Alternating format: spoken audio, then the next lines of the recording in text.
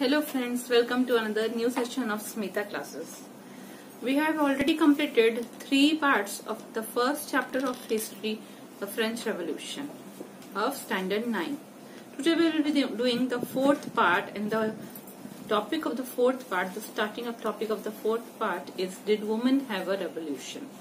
First we will read some paragraphs.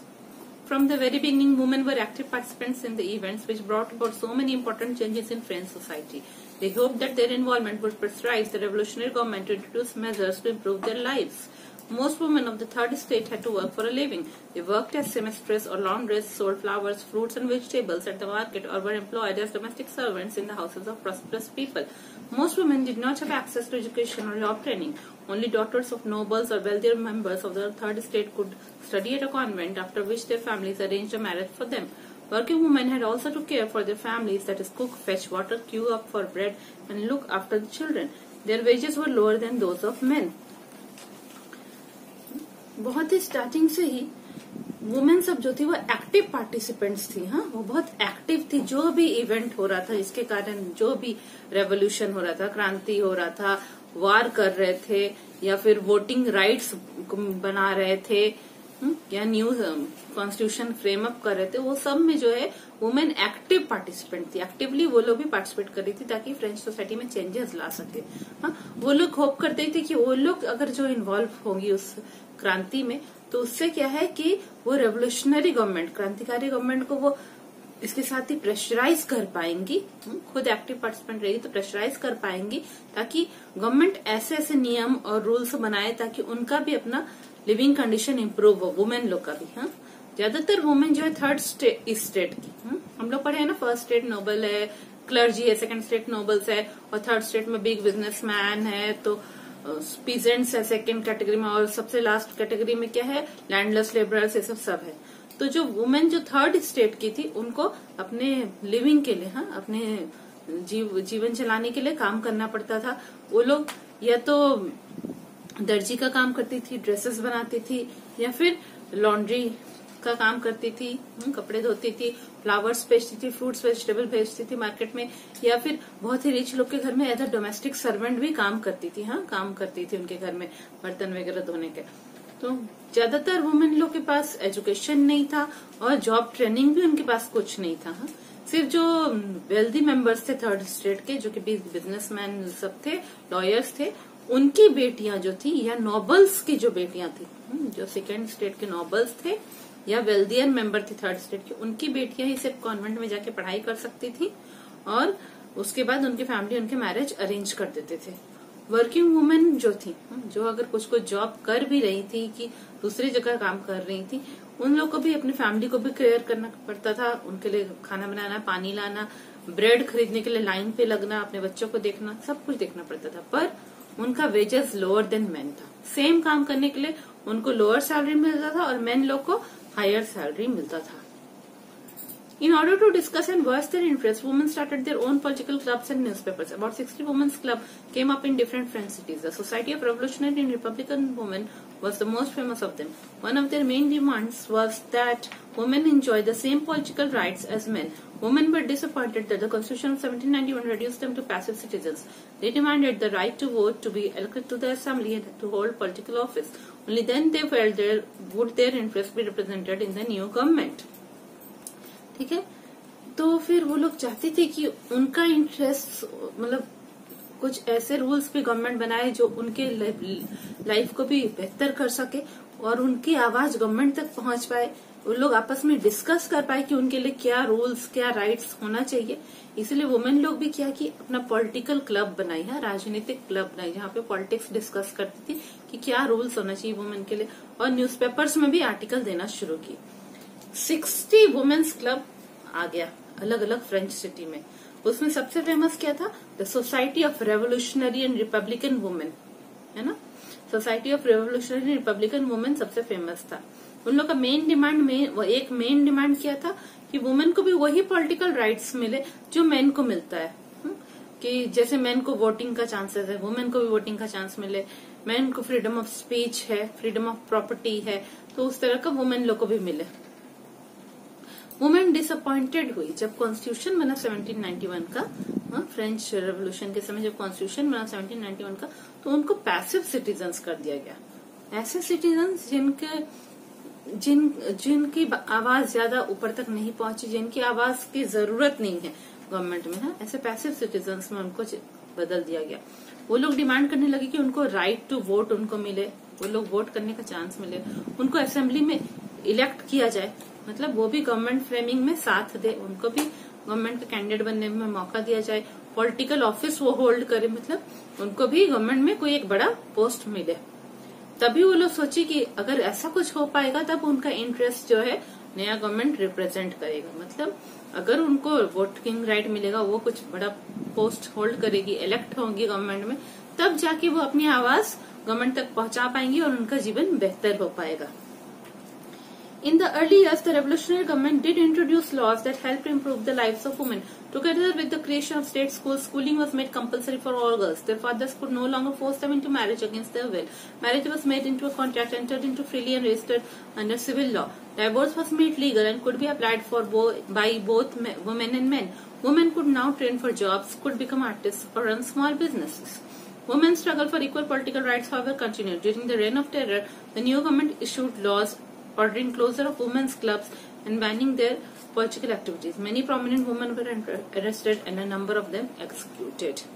ठीक है, तो शुरुआती समय में क्या हुआ, जो क्रांतिकारी गवर्नमेंट थी, रेवोल्यूशनरी गवर्नमेंट थी, उसने बहुत सारे लॉज बनाए ताकि वुमेन का लाइफ भी इम्प्रूव हो सके। उन लोगों ने स्टेट स्कूल्स बनाए, हाँ, और बोले कि स्कूलिंग जो है वो कंपलसरी है वुमेन के लिए, वुमेन को भी, सारी वुमेन को पढ़ाई करना है, गर्ल्स के लिए कंपलसरी था स्कूलिंग, सारी लड़कियां पढ़ने के लिए जाएंगी, उनके फादर उनको फोर्सफुली मैरिज नहीं कराएंगे, उनके इच्छा के विरुद्ध, हाँ, उनकी इच्छा के विरुद्ध पेरेंट्स उनको मैरिज नहीं करा सकेंगे, और मैरिज को भी एक कॉन्ट्रैक्ट के रूप में चेंज किया गया जिसको कि पूरे कानूनन वैधता होनी चाहिए, मतलब एक ऑफिस बनाया गया और उसको सिविल लॉ के भीतर लाया गया, उसको एक कानून के भीतर लाया गया कि अब मैरिज जो है वो लोग रजिस्टर कराएंगे।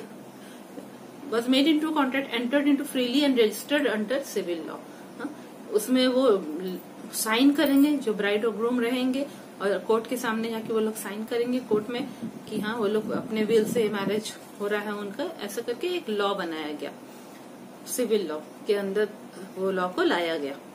डाइवोर्स को भी लीगल बनाया गया, डाइवोर्स को भी कानूनन बनाया गया, यहाँ डाइवोर्स भी अंडर सर्कमस्टांसेस, सच सर्कमस्टांसेस, बैड सर्कमस्टांसेस लिया जा सकता है, और वो both men and women apply कर सकेंगे। वुमेन, मेन भी चाहेंगे तो डाइवोर्स ले सकते हैं, वुमेन भी ले सकती है if they prove that they are the divorce is necessary for them.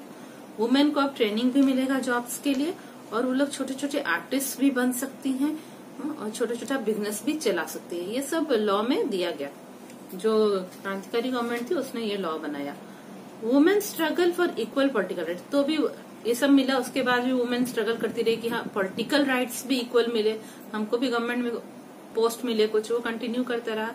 पर एक रेन ऑफ टेरर था, हाँ, जिसके बारे में हम लोगों ने पहले ही पढ़ा है कि जो क्रांतिकारी लीडर था उसने रेन ऑफ टेरर चलाया था। तो उस समय जो है, जो नया गवर्नमेंट बना, उसने ऐसे लॉज बना दिए, ऐसे लॉ इश्यू कर दिए कि वुमेन्स क्लब जितने चल रहे थे उन सबको उसने बैन करा दिया, और उनका पॉलिटिकल एक्टिविटीज भी बैन करा दिया कि वो लोग पॉलिटिकल इश्यूज डिस्कस नहीं कर पाएंगे, न्यूज़पेपर में पॉलिटिकल आर्टिकल्स नहीं लिख पाएंगी, और बहुत जो बड़ी बड़ी लीडर्स थी वुमेन में, प्रोमिनेंट लीडर्स थे, उन सबको पुलिस ने अरेस्ट कर दिया और बहुत सारों को फांसी भी दे दी गई। Number of them were executed. Women's movements for voting rights and equal wages continued through the next 200 years in many countries of the world. The fight for the vote was carried out through an international suffrage movement during the late 19th and early 20th centuries. The example of the political activities of French women during the revolutionary years was kept alive as an inspiring memory. It was finally in 1946 that women in France won the right to vote. ठीक है, तो उसके बाद क्या हुआ, जब rain of terror के समय तो उनके सारे लॉज, सारे राइट्स छीन लिए गए। फिर वुमेन मूवमेंट करती रही, आंदोलन चलाती रही कि उनको वोटिंग राइट मिले और इक्वल वेजेस मिले, उनको मैन के जैसा वेजेस मिले। नेक्स्ट 200 इयर्स तक बहुत सारे वर्ल्ड के कंट्रीज में ये मूवमेंट चलता ही रहा, ठीक है। और वोट के लिए फाइट भी वो लोग करती रही। एक उन लोगों ने एक मूवमेंट चलता रहा होल वर्ल्ड में। इंटरनेशनल सफरेज मूवमेंट था जो कि 19th सेंचुरी के एंड में और 20th सेंचुरी के स्टार्टिंग तक में वो चलता रहा मूवमेंट। वो क्या था कि वुमेन को भी वोटिंग राइट्स मिले। और ये जो पॉलिटिकल एक्टिविटी फ्रेंच वुमेन सब कर रही थी वो बहुत प्रेरणा बना दूसरे कंट्री की वुमेन सब के लिए भी, और एक प्रेरणादायक मेमोरी बना। प्रेरणा के तरह दूसरे कंट्री की वुमेन भी उसको याद रखी।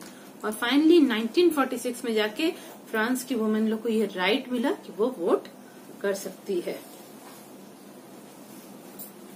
इसमें से एक बहुत ही इम्पोर्टेंट पॉलिटिकली एक्टिव वुमेन कौन थी? ओलिम्पे डे गॉजेस थी फ्रांस में। उसने कॉन्स्टिट्यूशन के अगेंस्ट प्रोटेस्ट किया था और declaration of man and rights of man and citizen के अगेंस्ट भी उसने प्रोटेस्ट किया था, क्योंकि उसमें वुमेन लोग को एक्सक्लूड कर दिया था उनके बेसिक राइट्स से। ठीक है, फिर उसने एक आर्टिकल लिखा था जिसमें वो declaration of rights of women and citizen उसने लिखा था, जिसमें उसने क्वीन को एड्रेस किया था और दूसरे मेंबर जो नेशनल असेंबली थे उन सबको एड्रेस किया था कि आप लोग इस पे काम करें, rights of women and citizen पे काम करें। उसने जैकोबिन गवर्नमेंट के खिलाफ भी बहुत 1793 में प्रोटेस्ट किया, उनको क्रिटिसाइज किया कि जैकोबिन गवर्नमेंट ने फोर्सफुली वुमेन क्लब को बंद करा दिया है, ये गलत है। उसके बाद नेशनल कन्वेंशन के कोर्ट में, नेशनल कन्वेंशन के थ्रू कोर्ट में उनका ट्रायल किया गया, उनके ऊपर मुकदमा चलाया गया और बोला गया नहीं ये गद्दारी कर रही है, और उसके बाद उनको फांसी दे दी गई। वो जो बेसिक राइट्स बोली थी, जो वो declaration of women and citizen लिखी थी, उसमें वो बेसिक राइट्स क्या लिखी थी? फर्स्ट पॉइंट था कि women is born free and remains equal to man in rights. वो बोले कि वुमेन का भी जन्म फ्रीली हुआ है और वो मैन का जितना राइट है उतना ही वुमेन का भी राइट होना चाहिए। The goal of all political association is the preservation of the natural rights of women and man. These rights are liberty, property, security and above all resistance to oppression. उसने बोला कि जितना भी political association है, political party है, government है, constitution है, उन सबका ये गोल होना चाहिए कि जो नेचुरल राइट है वुमेन और मैन का वो प्रिजर्व हो सके। जो बाय बर्थ उनको राइट्स मिला है उसको वो प्रिजर्व कर सके, कोई उनको उनसे छीन ना सके। और ये राइट्स क्या था? लिबर्टी था, फ्रीडम था, प्रॉपर्टी था, मैन वुमेन दोनों ही प्रॉपर्टी जमा कर सकते हैं, उनको प्रॉपर्टी मिल सकता है, सिक्योरिटी था, दोनों को सिक्योरिटी मिले, एंड रेजिस्टेंस टू ऑपरेशन। अगर कोई उनका शोषण कर रहा है, उनके ऊपर अत्याचार कर रहा है तो वो उनको रेजिस्ट करे, ये कानूनन सही हो। The source of all sovereignty resides in the nation which is nothing but the union of women and man. उसने बोला कि जितने भी ये है कंट्री की जो शांति है, इक्वालिटी है, वो सब डिपेंड करता है, नेशन में रहता है, और वो कुछ नहीं है, मैन और वुमेन का यूनियन है कि मैन और वुमेन मिलके काम करे कंट्री के डेवलपमेंट के लिए। The law should be the expression of the general will, all female and male student should have a say either personally or by the representative in its formulation, it should be the same for all female and male citizens are equally entitled to all honours and public employment according to their abilities and without any other distinction than that of their talents। Fourth point में उन्होंने क्या कहा कि जो भी कानून बने वो हर इंसान का अपना इच्छा का स्टेटमेंट हो। हर इंसान का जो एक जनरल, बहुत सारे लोगों का मिलके एक जो जनरल इच्छा होता है पॉपुलेशन का, उसका वो एक्सप्रेस होना चाहिए उस लॉ में। जितनी भी फीमेल और मेल सिटीजन्स हैं उस कंट्री में, उन सब का वॉइस, उन सब के व्यूज को सुना जाना चाहिए। डायरेक्टली हर एक मेल सिटीजन से सुना जाए, या फिर उनके जो रिप्रेजेंटेटिव्स आएंगे गवर्नमेंट बनाते समय उनके थ्रू सुना जाए कि वो लोग का व्यूज क्या है। और सारे फीमेल और मेल सिटीजन्स को जो भी अवार्ड मिले, प्राइजेस मिले बाय गवर्नमेंट, वो इक्वल होना चाहिए मेल और फीमेल सिटीजन्स के लिए। अगर फीमेल ने अच्छा काम किया तो उनको भी मिलना चाहिए। और जो भी पब्लिक एम्प्लॉयमेंट हो, सरकारी नौकरियां जो भी हो, वो दोनों के एबिलिटी पे मिलना चाहिए। और ऐसा कोई डिस्टिंक्शन नहीं करना चाहिए कि वो मेल है वो फीमेल है तो फीमेल को नहीं मिले वो जॉब या उसको सैलरी कम मिले, वो उनके टैलेंट पे देख के करना चाहिए। फिफ्थ पॉइंट उन्होंने कहा no women is an exception, she is accused, arrested and detained in cases determined by law, women like men obey this repress law. उसने कहा कि वुमेन लोग कोई एक्सेप्शन नहीं है, कोई अलग नहीं है। अगर उसने गलती की है उस पर आरोप लगाया जाए, अरेस्ट किया जाए और केस भी उसके ऊपर चलाया जाए जैसा लॉ कहता है। वुमेन मेन लोग के जैसे ही बहुत ही जो स्ट्रिक्ट लॉज है उसको भी वुमेन लोग को मानना पड़ेगा।